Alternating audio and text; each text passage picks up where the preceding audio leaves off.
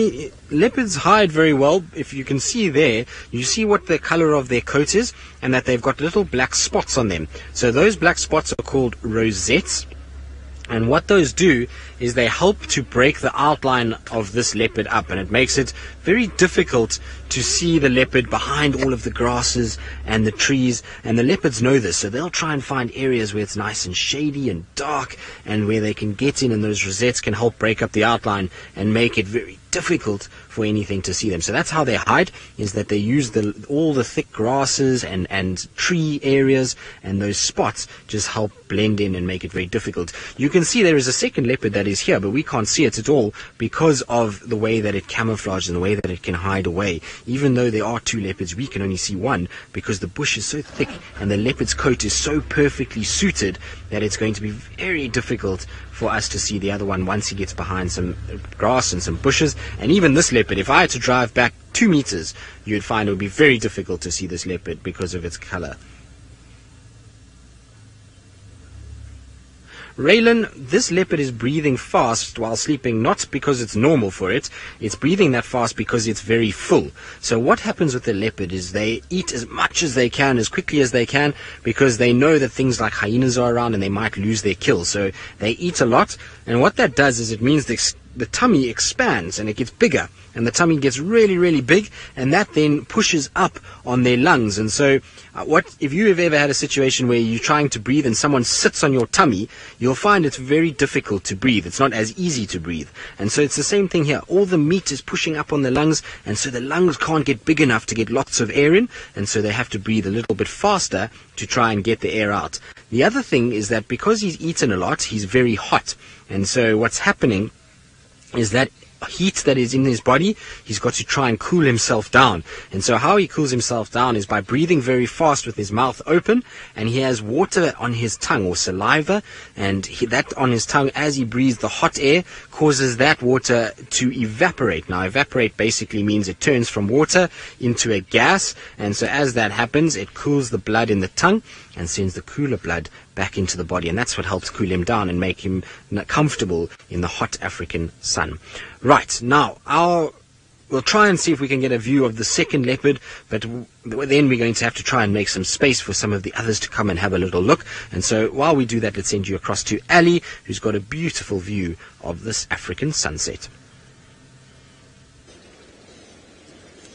We do. The sun is definitely starting to come down, but we thought we would show you one of the things that elephants love the most in their entire life, and it's this. This is the fruit of one of the trees that we get in this area called Marula, and they absolutely love it. Now, you see the tree, actually, we might be in the firing zone because they're all falling from up here, and I wouldn't be surprised if I actually get one in my head. Now, I think we're going to have to move from here as there's something approaching. There is something, I think, maybe an owl. And it's the reason why all of these birds were going crazy. Now, I can't see it from here, but it seems like Herbie, who's one of the people that's here on the walk with us, he's managed to see it. What an exciting walk this has been. Every time we think we find something, we get fully interrupted. Now, I can't see it entirely, but if you hear the birds going tick, tick, tick, tick, tick, tick, tick, tick, tick, they make that call, and it's almost like they're screaming, danger, danger, danger, danger, danger, because there's something here that they don't like. Now, what they don't like... Oh, those were some elephants going grumpy. That's not why the birds are upset. Alright, seems like everyone's growling. Let's head back to the leopards, who are also a little bit grumpy.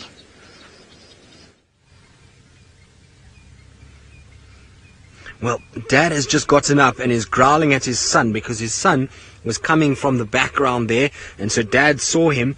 You see, look, he's growling. You see how he's lifting his lips and showing his teeth? So he's telling his son, don't you come any closer. This is my meal, it's not yours. And that's why he's growling at him, and he's making sure that his son knows not to come any further, because otherwise he's going to have to chase his son away. So that will be a very good way to try and tell the other leopard don't come anywhere without actually having to fight, because if they fight, then they can get badly injured. And so it's better to try and show teeth and to growl and to make a lot of noise, and then try and keep the other leopard away so that both of them don't get hurt. They don't want to kill each other. They just want a situation where they try and keep each other kind of apart. Now look, you see he's starting to eat now, so I think the other leopard might move away a little bit, but this one is going to start feeding on this carcass and trying to see if it can get some meat out of this waterbuck. I wonder if it's maybe going to take it up into the tree. He was looking in the tree. Colton, you're wondering about leopards and cheetah and why they eat meat. Well, Colton, because everything out here has to have a balance. And what that means is that everything has to be equal. And so if we had all the animals only eating grass and leaves and those kind of things, there would be way too many of those animals, and they would eat everything, and there would be no more grass and no more trees, and the whole system would die because there wouldn't be food for those animals. So what you need is you need animals that eat meat and hunt the other animals that eat grasses, so that it all stays in a nice balance. And so these guys have to hunt some of the prey animals in order to try and keep the others at bay. Now you can see that Ferg is trying to show you where the other leopard is. Can you see the spots in the background on the top of the screen? So that's where the other leopard is, that's where the sun is, and he's busy watching the big dad feeding at the moment. So maybe he'll come through just now. Dad is really going to start eating quite a bit, and I wonder if he's going to maybe drag it towards the tree. We'll try and stay a little bit longer, and while we do that, let's send you back across to Ali, who's got a feathered friend that also eats meat. We do, and this is the reason why all the birds were going crazy earlier on. It seems like the birds have now decided to move away, but this is also a very deadly predator. Now, in case you are wondering what it is, it's an owl, a small little owlet. In this particular case, we think it's a barred owlet. So it's about the size of a hand. It's not bigger than that, and it's very small, but it can be quite deadly. So obviously it hunts the bird. So when the birds saw it, they started making those noises. And as I was saying, they were going, danger, danger, danger, just to let all of the other birds in the area know that there's someone here that they have to be very careful of. It's almost the same what the antelope would do if they saw a leopard. They would also start making calls that sounds almost like a snort, and then would go poof, poof. And they would start making those noises just to help each other out and say, listen, we've seen something here that we need to be careful. But also, it's a way of letting them know. It's like, owl, we saw you, we know where you are. Right, seems like the leopards are active. Let's head back to them.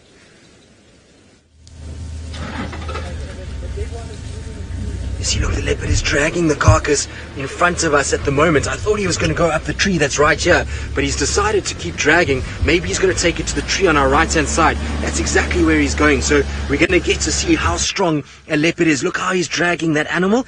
It's supreme power in his shoulders, and he's really getting nice and big, and I think he's going to go up the tree for us, which is going to be so cool. The sun has just come in front of us as well, so we're going to see the sun pretty shortly too. He's just stopped in front. Now this male might take a little break first. He's just going to rest a little bit, try and get his strength back before he takes that animal up into the tree, because that animal is very heavy. It's not light, and so it's difficult for this big male to be able to take it up. But before he goes up, I wonder if he's just taking a little look around, just checking that there's nothing that's going to come anywhere towards him and to chase him away. I want to try and just go back a little bit for you, Ferg. His son is kind of creeping in front of me and is just trying to get, so I can't actually start because his son is so close to where I am at the moment. So he's very close, and I'm sure he's going to come up. If this male goes into the tree, then he's definitely going to try and come up.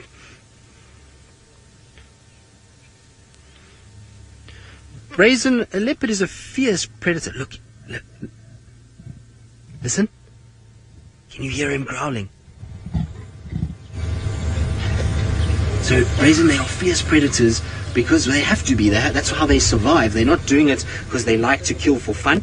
They're doing it because that's how they have to be able to get food and to be able to survive out here and to be able to live for a long time, is that they have to hunt lots of different animals. And so they have to be fierce predators to be able to get the food that they need to survive. But it's very cool. Let's see if he's going to go up the tree. I think he might go up the tree. I want to just go back a little bit. Ferg, I'm going to go do this carefully because I've got a very big stump on my side. Okay, there we go. So I apologize if our signal broke a little bit. It's because we are in a deep thicket, and so sometimes it gets a little bit difficult to see all the way to you guys on the other side of the world. But you see, he's still just stopping. I wonder if he's going to jump up.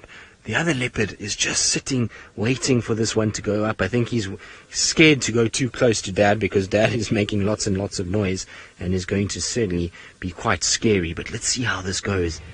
It's very cool to see. It's very special to see a leopard climb a tree with a kill. It's not every day that you get to see it. They only do it, if they've got a kill, they only do it once. They take it up and then they feed off it, and that's the end of it. So to see it is a very special thing, and it's something.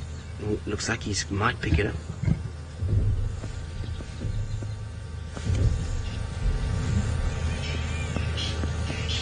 So he's still standing over it, and I think he doesn't want to leave it because he's worried about the other leopard that's just in front of our car. Let's see how he's going to go. And he's still just catching his breath a little bit. He's definitely looking up into the tree, and so I'm pretty sure he's eventually going to get up in there at some point. Amazing when they do it, though. Like I say, to carry a carcass, imagine this. Imagine trying to climb a tree, and I know some of you probably do try to climb trees and jungle gyms and all those kind of things. Imagine doing that with your friend on your back that weighs the same as you. So you find a friend that weighs the same as what you do, put him on your back and try and climb. And that's how strong a leopard is. A leopard can pick up things that weigh very similar to what they do, and they take them against gravity by their mouth. So imagine trying to pick up your friend with your teeth and take it into the tree. Okay, here we go. He's going to go up. Here we go. Look at that. You see how he just pulls himself up? Now he's on the other side of the tree, but he'll go all the way soon. He's going to take it probably where he can hang it in the fork of the tree. So there he goes. Look at him going. You see how he uses his claws and the strong, powerful legs. How cool is that? You guys are being spoiled. The leopard is really putting on a very big show for you. And now he's put it up in the tree. It's going to be safe from things like hyenas and also from things like lions. So he's put it in a really good place, and that means he's going to be able to eat it for quite some time. So well done to our leopard. That's a very, very good thing that he's done there, and it's going to make him definitely be able to keep this kill for much longer than he would have if it had stayed on the ground. And that's why leopards do this, is because they want to be able to keep their kill for longer periods of time, and they don't want to lose it to leopards. Now you'll hear some other cars in the background. These other cars are people that are here in South Africa busy looking at these animals. So Janaya, you're asking about leopards and how they are similar to jaguars. Well, a leopard and a jaguar, they come from the same section of big cats called Panthera. So basically you get a family called Panthera. The cat that you see at home, a domestic cat, is part of a cat family called felines or felidae, and so they are the small cats. But big cats like this, they have a very different system to what the small cats do. They have a very different voice box area, and they're able to roar rather than purr. And the reason why they can't purr is because they've got very thickened vocal pads that clamp down on their voice, and that means that they have a situation where they basically don't have the ability to vibrate the muscle, so to move the muscle quick enough to purr, and they can only make a very big roaring sound like a lion's roar or a leopard soars, and so that's where they're very similar. Also, jaguars have rosettes like what you see on this leopard, and they are cats that appear very similar, long tail, and they've got kind of the same look about them, strong, powerful cats. But jaguars don't climb nearly as much as what leopards do. Leopards are animals that climb a lot more than jaguars, and jaguars live in South America, whereas leopards are here in South Africa, or in Africa in general, and a little bit into Asia and India, but you don't get them in South America at all. Very cool to see. Now, our leopard's probably going to find a little spot to rest. He's probably quite tired after dragging that carcass up into the tree, so I wouldn't be surprised if he starts to sleep. And so while we see what he does and his son does, let's send you back across to Byron, who is bumbling around. Now, that is so lucky that you got to see that leopard carrying that heavy kill up into a tree. I'm so very happy that you were able to see that. Now we're going to carry on driving around. Now I know a lot of you from the school haven't seen or didn't see the elephants that we had earlier, so I'm going to try and find those elephants again. and show you some elephant before you leave.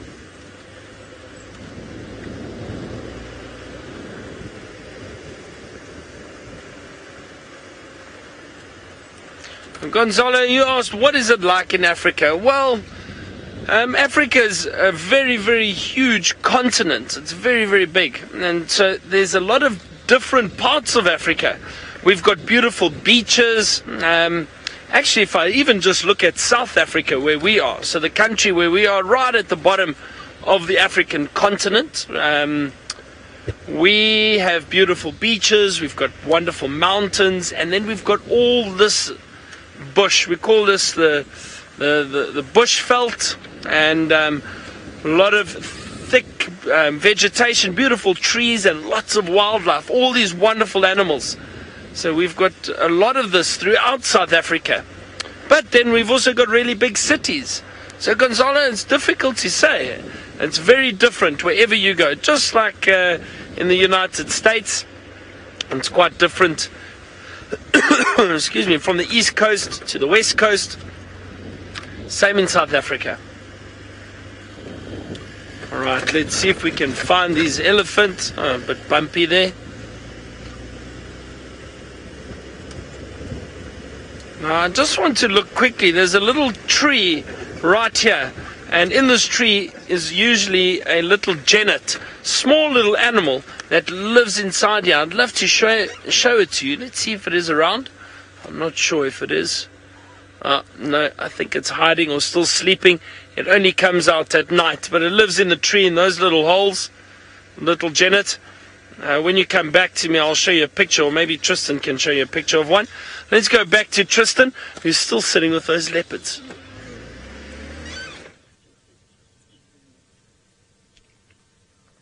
Well, our leopard is still in the tree and still sitting. You can see he's growling every now and then at his son, who's lying right in front of our vehicle at the moment. And so he's just taking it very, very, very easy up in the tree and telling his son, don't come up here, this is my kill. And I'm pretty sure he's going to get to a point where he's going to lie in the tree. He'll find a nice comfortable branch where he can go and rest like he's on a couch. So that's what he's probably going to try and do fairly soon. At the moment, he's just resting a little bit and looking around, checking what's going on and admiring the work that he's done in able to get it up into the tree. Now, hopefully he doesn't fall. Where are you going, boy? Are you going to sleep on your carcass? Holden, leopards climb very fast because they have very big, strong, powerful front legs that have got huge muscles on them. They're a little bit like Byron. They've got very big muscles on their front legs and arms, and that helps them to climb. They also got sharp claws that dig into the trees, and they're able to then grab the tree and pull up into the tree. We're using those claws, and the claws act like hooks. And so if you've ever watched some of the movies, they use hooks to try and grab onto things, and then if they have strong muscles, pull them up into the tree, and that's how they do it. You must remember also, leopards are very fit. It's like they go to gym every day because they climb up and down trees all the time, and they move around a lot, and so it's like going to the gym. They kind of work out quite a lot to keep themselves nice and strong, and going up and down these trees and dragging themselves and carcasses helps to keep them fit and strong like that. But I'm sure he's going to lie down at some point. I think he's just looking around for a little bit and just seeing what's happening around him. There's probably lots of other animals moving about in the big open area. We're right next to a large dam, and so a lot of animals come here for water in the afternoon. So maybe he's seen some other antelope. Maybe the mother of this little baby waterbuck is somewhere close by. Sometimes the mom will stay very close, trying to see if it can find its little baby and hope that the baby got away from the leopard. But we know, unfortunately, that this little baby got killed. So mom might still be around, and that's what he might be watching. He's also, I think, trying to see if he can maybe feed a little bit off it while sitting. You see he's trying to eat a little bit there. Are you going to take it further, boy? I'm surprised he's taking it further, because where he had it was a really nice place. It was the perfect place to leave it because it had a nice fork, and when there's a fork of a tree, a fork is always much better because it holds the waterbuck a lot better. He's going very far into the tree. Why are you going so far? I think he wants to put it there because he can lie down there and eat. You see that branch is a lot straighter, and so he can actually sit on the branch and put his legs down and probably eat there a lot easier than if he was on the other one. But it's quite far out into the tree. I'm surprised that he went there. He should have actually gone to the tree that was closer. It would have been much easier for him to climb. Now, sometimes what leopards do is they do this and they take it a little too far up into the tree, and then it drops, and then they have to go down and fetch it and take it up into the tree again. But I think that's where he wants to put it, is he wants to just put it up on that horizontal branch where he can lie down and be comfortable. Very cool. Now, I wonder where his son is. His son, I think, is still lying in front of me. So I'm going to try and see if I can find a better view so that we can see the sun, because we've seen a lot of the dad. And so while I do that, let's send you back across to Ali, who's found another large elephant on foot. We have, but in this particular second, we are looking at the track. Now, it seems like wherever we go, it's where the elephants have been wanting to go. So if you see all this outline here, this is the foot of the elephant. This is what the foot of the elephant looks like, and this is where the toenails are, right in the front over here. So just like with humans, the elephant has actually been walking in that direction towards where the nails point. But I just want to show you guys something really cool as well. I'm going to put my hand here, and look how small my hand is compared to the elephant. So I'm not even a little bit, I'm just this big compared to the elephant. Just this tiny little bit. Now, if we carry on following this road all the way up there, that's where the elephant is. He's all the way back home. So I think we're going to have to take the long way around, because obviously we cannot just go up to the elephant. He won't be too happy to see us on foot. But he's got no idea that we're here. Absolutely no idea. Looking onto the other side, eating there. Beautiful. Mrs. Viewer, the fruit that the elephants like, the one that I showed you earlier, it's called Marula, and it belongs to the Marula tree. And funny enough, it's in fruit at this time of the year, and the tree just drops it everywhere, and the elephants love it. They absolutely love it. They go crazy, and they almost pop it in their mouth like it's M&M's. Just candy, poof, poof, poof, poof, into their mouth. So I think that one over there, all the way over there, he's probably eating some marulas too. So I think we're going to have to go around. Maybe we'll be able to get a better glimpse of it, but we're going to go around because he's on our way home. So I think we're going to have to go a bit further away. But how amazing is that? So many elephants this afternoon. Now, it's wonderful when you get to walk in the bush, just because there's always something, and you can hear so many things. There's the elephant moving, the ones that we saw earlier, there's the track, so it's a wonderful experience. Now, like I said earlier, from this particular elephant, we are a lot further away than what we were to the other one, so that's why we don't have to whisper. He's even facing the other way, so I'm not particularly bothered. And, well, very exciting to see them on foot. I think it's been an elephant afternoon today. Seems like the boy elephants and the boy leopards are all out and about. So that's pretty wonderful. I think we're going to have to choose our way home now. See how we're going to try and get there. I think we're going to have to go this way, just to try and get away from them. Right, we're going to go in between the bushes, play some camouflage to try and get into an area where the elephant's not going to disturb us, and we are not going to disturb him. So while we do that, let's head back to Byron. And look what we've just found, also some elephant. Hello. And these two young ones, sorry, we're on a bit of a slope at the moment. These two young ones are busy playing. Oh, they're busy pushing each other around. I think there's a lot of elephant around here. Oh, watch. Let's see what they do. Oh, they've now stopped. And just like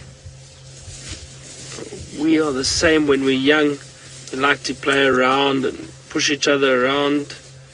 And elephants are the same. Look how playful it is.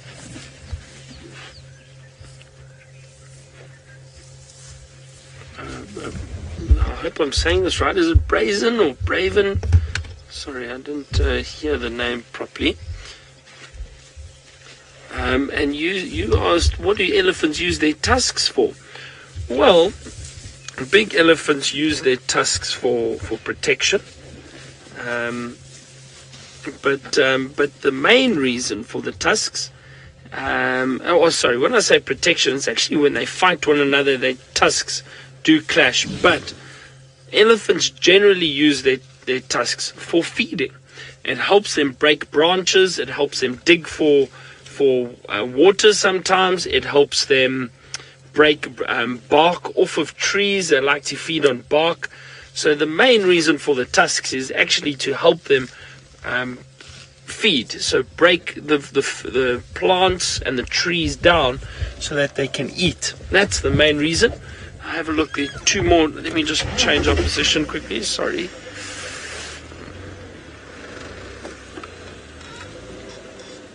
Oh, wow. Lainey, I'm going to answer your question now. But look, everyone, there is a baby that's hiding between those two elephants. I'm going to try and see if we can show it to you. Very, very small baby in the middle. Have a look.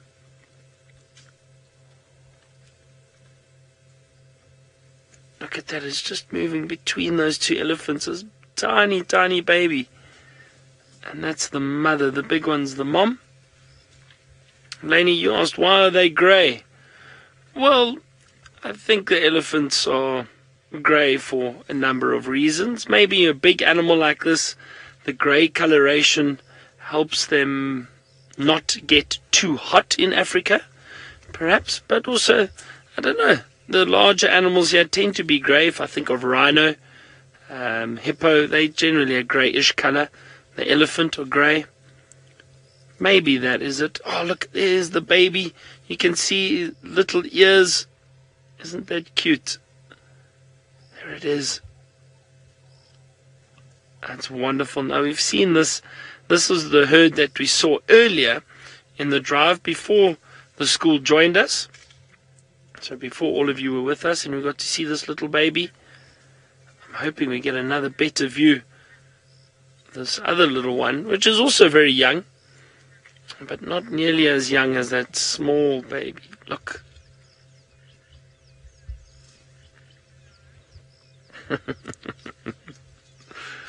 That's wonderful. Look at that. So cute.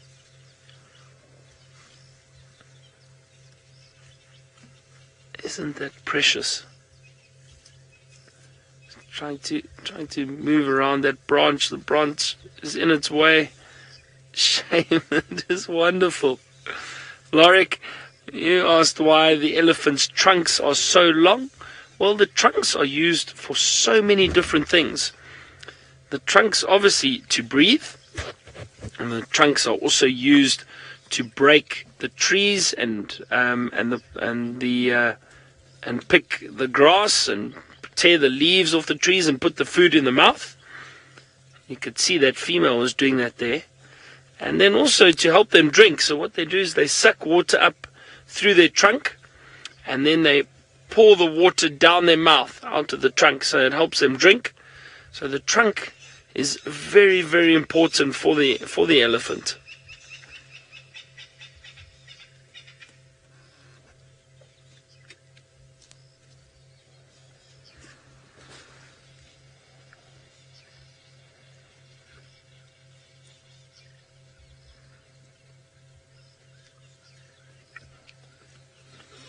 That's wonderful. I'm going to move because there's still a few. Might get another view of them. But let's go across to Tristan, who's got a view of the other young leopard that was in that area.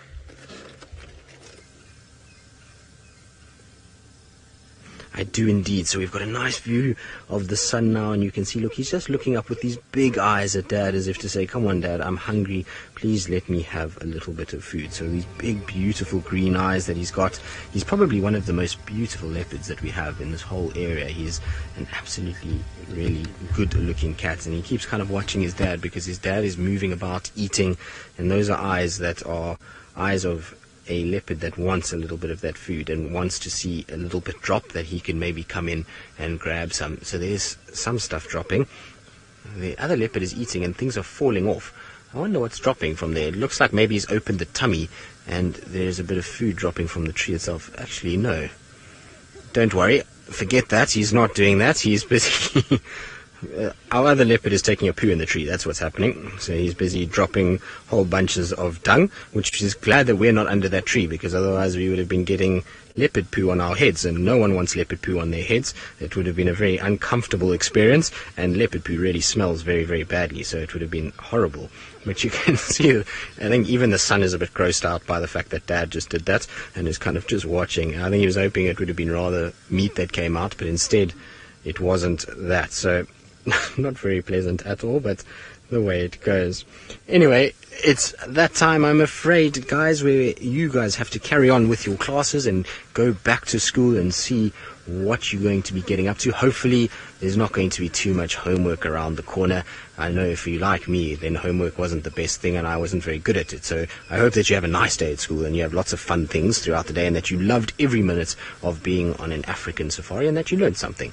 But from myself and Fergus and Ali and Byron, it's been an absolute pleasure, and we'll hopefully see you guys again on a safari someday soon. Now, the rest of you, we are back to normal, so you guys can send through your questions. Remember, hashtag Safari Live on Twitter or YouTube chat. Now, for those that are a bit more of our adult audience, if you didn't catch what just happened, we were watching Thamba, but Tingana just took a massive poo out of the tree. It's the first time I've ever seen a leopard poo out of a tree like that when there's no other lions or anything keeping it up in a tree. This is the absolute first time that I've ever seen it, and he literally just squatted and just kind of dropped an entire load onto the ground, which is fantastic. It is absolutely wonderful to see, and it is amazing that Thamba kind of just watched what's going on. So there's going to be a vehicle that's going to start now. The other guys are going to go. So do you want me to go forward a bit, Ryan? Okay, so we were going to make space for Ryan, but he says he's okay and he can carry on going, and so he's going to come past us fairly shortly and get out. Hopefully his car can grip in the sand because he was battling a bit earlier. Thanks, Ryan. And so now we have these two leopards all to ourselves, from being almost pushed out of the sighting to having the situation where we have them all to ourselves. But let's try and reposition a little bit so we can see both cats, because it really is just spectacular. When is it that you can get two male leopards with a kill in a tree all to yourself? It's very seldom in life that these things happen, and so we're very fortunate that we're able to do this. And little Thamba, who is my absolute favorite, is sitting patiently longing for some bit of meat to come his way, and at the moment I don't think he's going to get anything. So poor boy is going to have to just sit and watch what's going on and just see Dad eating and unfortunately being very patient. Whether or not he's going to get it right, I'm not quite sure. He's maybe going to get a leg falling down or something like that and get lucky. What I can tell you, though, is that whatever came out of Tingana has a real pungent smell, and I'm very glad that we moved, because it was quite close to where we were going, and so if that had landed on our heads, we would have not been in good state at all. In fact, I think there would have been a lot of mock charges and gag reflexes going on the back of the vehicle. But very, very funny to see. Like I say, I never in my life seen a leopard do that before, but it was quite hilarious. Anyway, good. We're going to watch these two beautiful creatures, and while we do that, let's send you back across to Ali, who's giving a tree a hug on her way home. I'm not too sure. Now we obviously have to check before we even approach the trees, because apparently there are other things falling from the trees other than fruit. Now, well, obviously we're going to end with a beautiful Marula tree, because I feel like they go through a lot in the summertime. But it is getting dark, so we're not going to push our luck with all the elephants around, and we're going to head back to the DRC, and we're going to close our bushwalk for the day. So I hope you guys enjoyed being with us as much as we enjoyed being out and about. It's been wonderful. And then, well, we shall see you tomorrow for the rest of the drive, but carry on enjoying the action all the way with Tristan and those two leopards.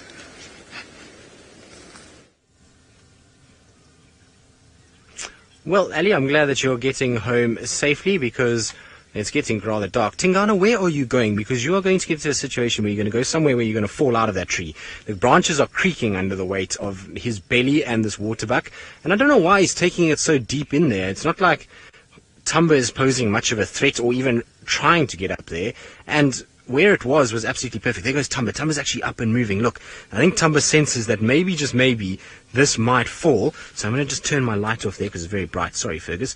That was my fault. And see what's going on. But he's just creeping down forward in case that kill drops. I wonder if Thamba would be brazen enough to run in and grab it and try run away from Tingana. It would be amazing to actually see if that did happen. And knowing this sighting, anything could have happened. Now, Kristen, no chuffing from Thamba whatsoever. I would imagine that would have happened way earlier when he first arrived with Tingana. I don't think we would have had a situation where he'll chuff now. Tingana knows he's here. He knows Tingana's there, and so no need to chuff just yet. But there's been nothing that I can speak of. And like I say, I wonder if Tingana drops it, will Thamba be brazen enough to actually try and steal it? You can also see now why leopards can sometimes be really hard to spot. There is a leopard somewhere in there. And imagine driving along here, you wouldn't notice that at all if he was lying up in the tree. You could very easily drive past this leopard, no problem. Now, also, I think that there definitely is not a third leopard in this area. I mean, we've sat here for long enough. There's been dragging up into trees and moving of carcasses. And so I would imagine if there was a third leopard, we would have seen it on the scene. I think people just got confused between the two of them and thought maybe there was a third one here, but it's actually just the two of them at the moment. Very cool to see, though. You can see that little belly pulsing in behind the leaves. Tingana, I don't think you can go any further without falling out of that tree because the branches are starting to get very, very small indeed. Now, I want to see where Thamba's gone. I'm just going to reposition quickly just to see where little Thamba is. We'll just try and pick him up over here. Whew, that smell is really quite something. It gets up the nostril a little bit. Tingana, you're obviously not a well boy at the moment. Maybe it's that monitor lizard that's coming out at this stage. Okay, so Thamba has hidden himself behind a bush. Tingana is directly above us at the moment. I'm going to try and just give us a little bit of light and see if we can maybe give Ferg something to work with. But there's Thamba. I thought he was going to come all the way through onto this open clearing, but he's not. Tingana's still sitting very kind of astutely up in the tree. He's looking to the north the whole time. Since we've been here, all he's been doing is staring northwards. He's hardly looked at Thamba. So maybe there's a third leopard. Maybe a third leopard is moving to the north of us, and that's why he keeps looking in that direction. But the view of him is almost zero. Thamba's hidden behind a tree. So leopards are proving to be masters of their art in terms of being reclusive, shy, and hiding behind vegetation. Excuse me, I just swallowed a fly. Sorry about that. But while I try and get rid of the fly that just came in, yeah, and that fly has probably been sitting on Tingana's poo. Let's not even think about that. That's horrific. So while I try and eject this fly out of my mouth, let's send you back across to Byron and see what he's up to.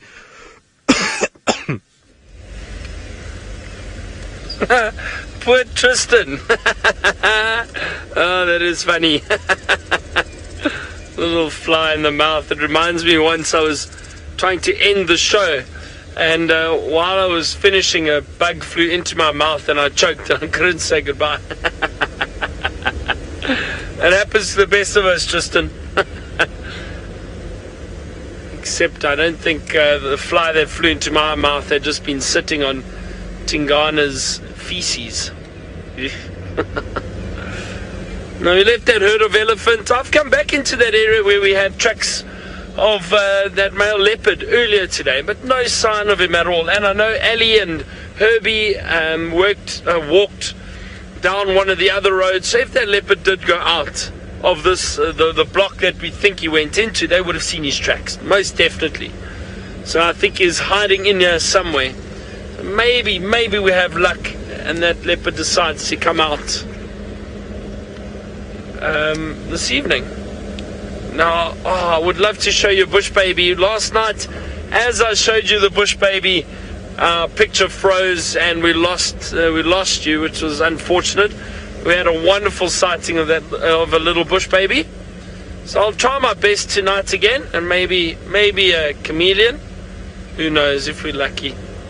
So chameleon, bush baby, leopard, and owls. I know a lot of you have been requesting owls.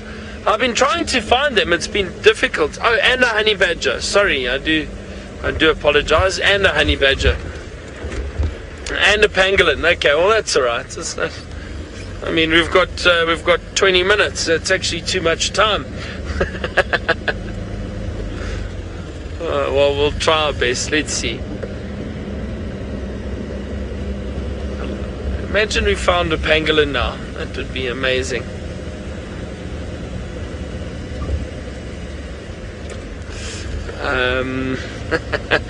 Tristan, there's a fly in my soup. I wonder what it's doing. Let's go back to Tristan.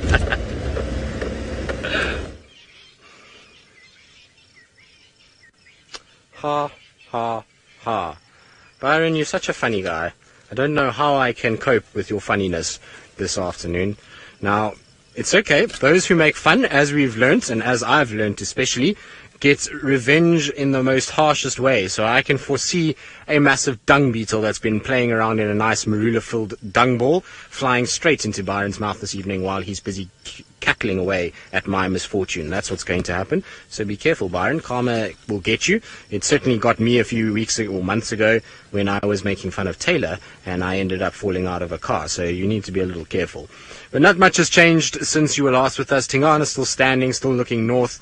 Thamba still lying, patiently hoping and waiting to try and get some semblance of this meal. Now, it's getting very, very dark, so we're going to try and see if we can put our infrared lights on shortly, and hopefully we'll then be able to actually see things a little bit better. I'm also trying to work out if maybe there's a better place that I can park in order to be able to see these two leopards a lot better than what we're seeing them right now, because currently it is really not very easy to see either of them, and they're almost disappearing in the darkness that is enveloping us at the moment. So I'm hoping that we'll have a situation where one of them just kind of moves a little bit, and while Tingana is still standing, I wanted to try and just think about where I was going to go. If he can just sit down, then I know that he's going to spend some time there, but for some reason he's just adamant in staring north. He has not stopped facing the northerly direction the entire time we've been sitting here, and I wonder if maybe something is moving on that northern side that he's just keeping a really close eye on. You never know. Hosana could be here, Quarantine could be around, Tandi, Kuchava. There's a number of different leopards that are hanging around on this eastern side at the moment, and maybe that's what he's watching so intently, because he hasn't paid a single notice or bit of notice to Thamba the whole time he's been up in that position. He's just staring straight north up the drainage line and looking up northwards towards the sort of Torchwood boundary. So I'm interested to see what's coming from that side and why he's so fixated. Like I say, maybe there's another antelope that's up there. I'm not quite sure.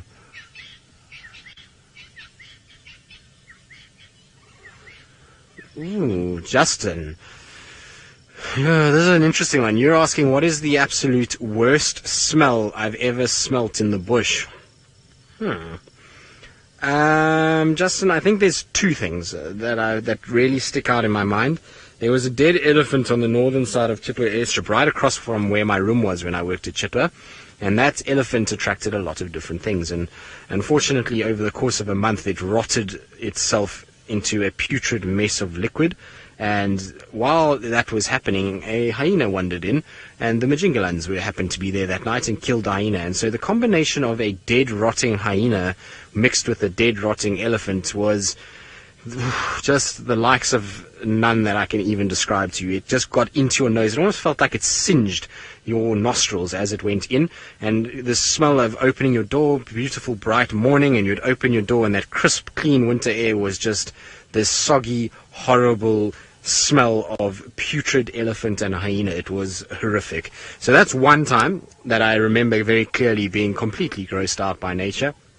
The other time was when I had an experience of a Salala lion that was at the time when we had the drought and the buffalo were falling over all over the place, and a male lion who was feeding off these dead buffalo and had fed off a particularly ripe one was walking around, and he went to the toilet, and what came out, I cannot even describe to you what it looked like. It was just a mess of liquid that came out of him, followed by 3 long tapeworms that I can only imagine were tapeworms. They might have been another type of worm, but each worm was over 1 meter long, and those worms hung from his behind, and he began to scrape his behind, and the more he scraped, the more the smell just permeated the air, and I can promise you it was horrific. It was one of the most disgusting things I've ever smelt, and so it really put me off. In fact, for a while I couldn't even look at spaghetti because it just reminded me of spaghetti with kind of like a bolognese sauce. It was just, it was horrific. And so those two smells will forever be etched in my memory as smells that are just something that I would never want to actually have to sort of pick up in my nose ever again. Now, I'm not sure... What's wrong, Ferg? The light. So, Ferg, I'm going to try and put the light, but the problem with the light is that the tire being strapped to it means that it doesn't move very much. So, there we go, there's a bit of light. We're going to put our IR lights on, and while we do that, let's send you across to Byron and find out whether the dung beetle has hit him in the face yet, or what his most awful smell has been.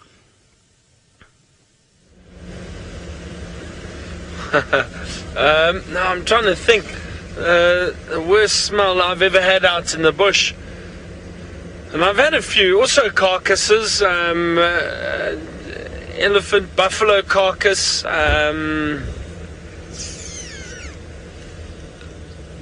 Sorry, the guinea fowl are roosting up in the tree. Sorry.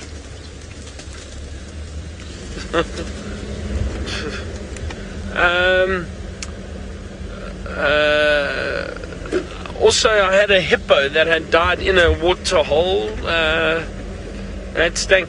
And a giraffe. A giraffe had fallen and lay in the water, and it was really hot. And that giraffe rotted in there and had been fed on by lions and hyena. I think that's probably one of the worst smells. Also, hyena and lion dung after they've been feeding on a rotting buffalo. It's horrific. It's terrible. Absolutely terrible. Is it a chameleon? You know what? My eyes are playing tricks on me this evening. I thought I saw one there. I'm sorry. Let me just and see if I am correct.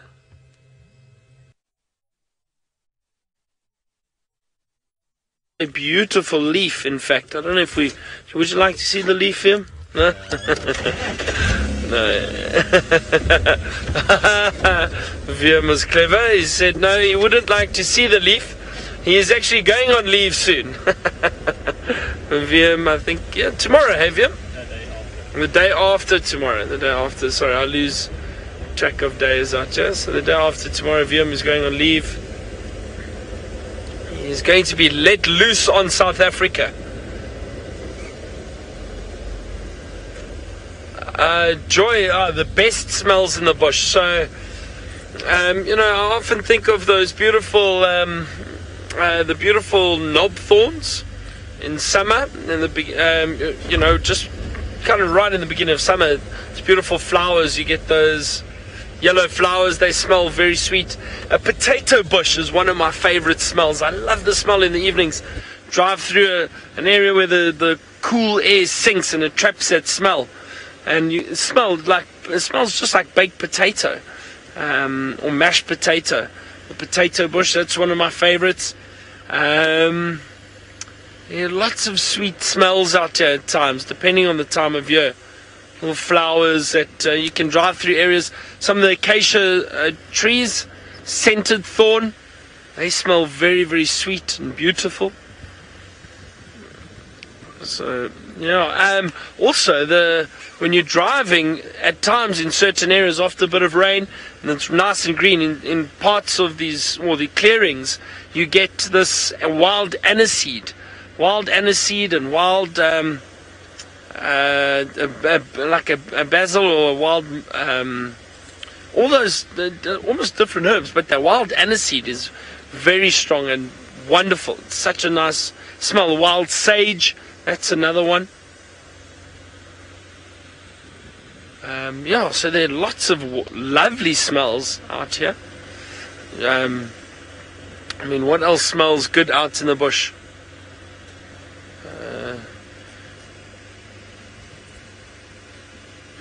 There's many plants and flowers, I think, generally when they are blooming and do give off a wonderful scent.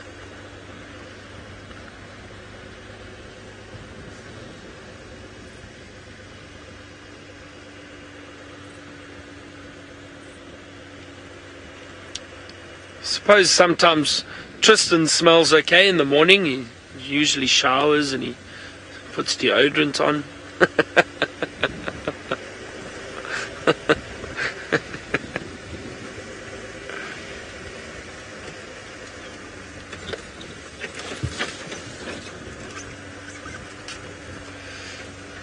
Oh, Kingfisher. Sorry, I don't want to shine on the birds at night and disturb them. I'm so curious as to what that Kingfisher was that we saw this afternoon. Sorry, it definitely looked like a Malachite Kingfisher. So I'm going to be checking that area regularly. Maybe we see it again. All right, let's go to the freshest smelling Tristan with his IR and those leopards.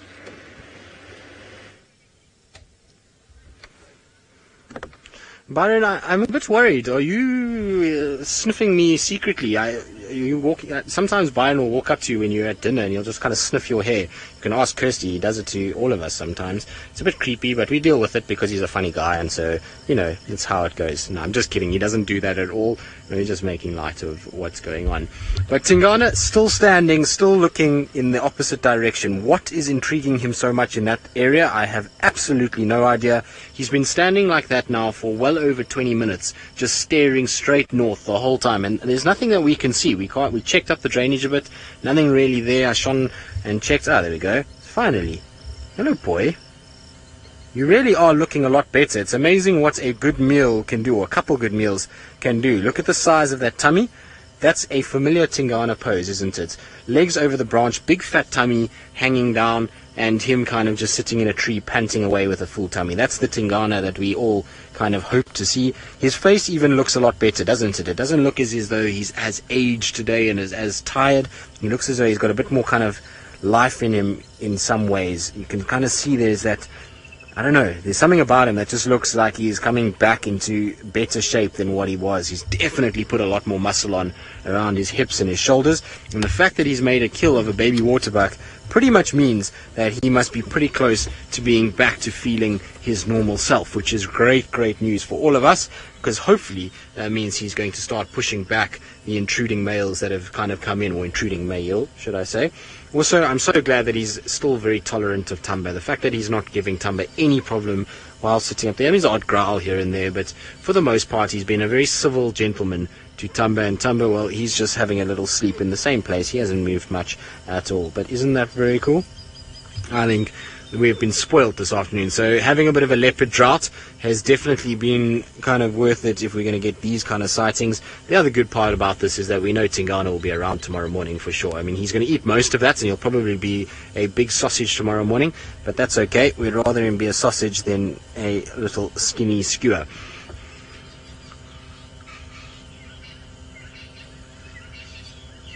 Dears, you're asking about the Tingana tree Birmingham boy stealing sighting. Well, there's two different ones that you might be thinking of, and neither of them were actually where we are right now. Both of them were not far from here, but they weren't exactly here in this specific spot.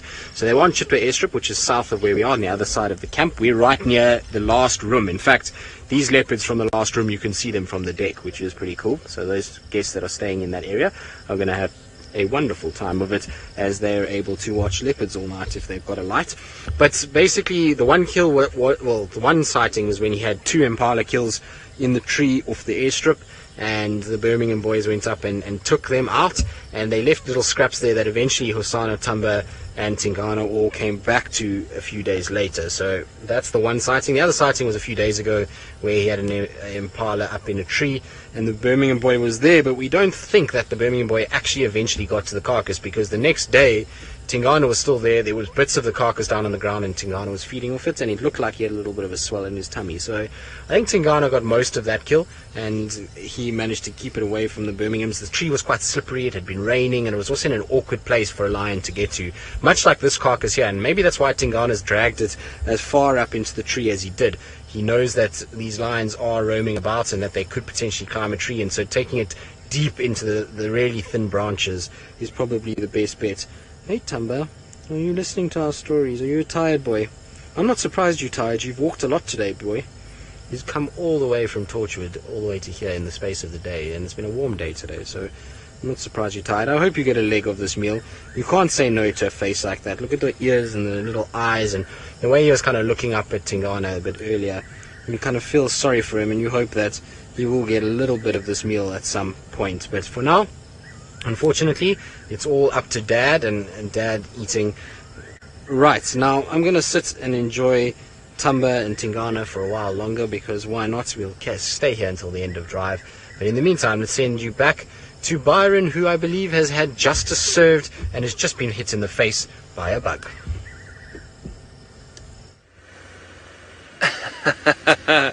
I have indeed. I got a bug in the eye.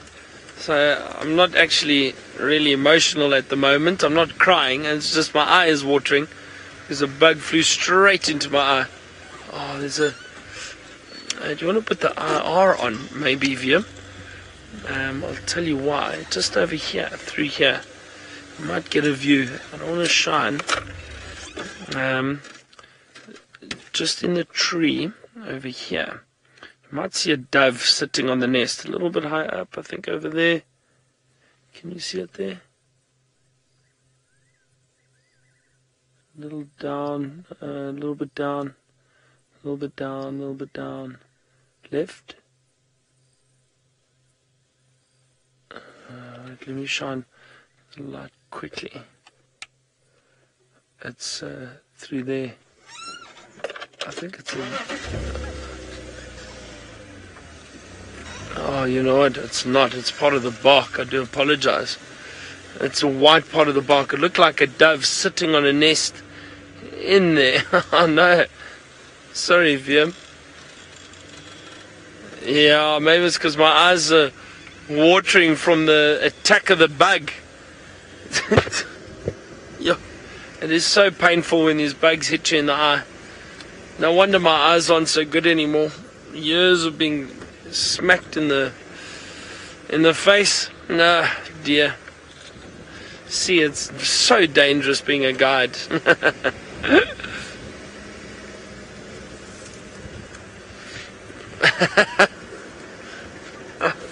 Got spider webs now also everywhere. Tristan says he's very concerned about my eyesight lately. Really, Tristan? Are you concerned? I wonder. Well, Tristan's been very fortunate and he's had a lovely leopard sighting. So let's go back to him and spend the last few minutes with those two leopards.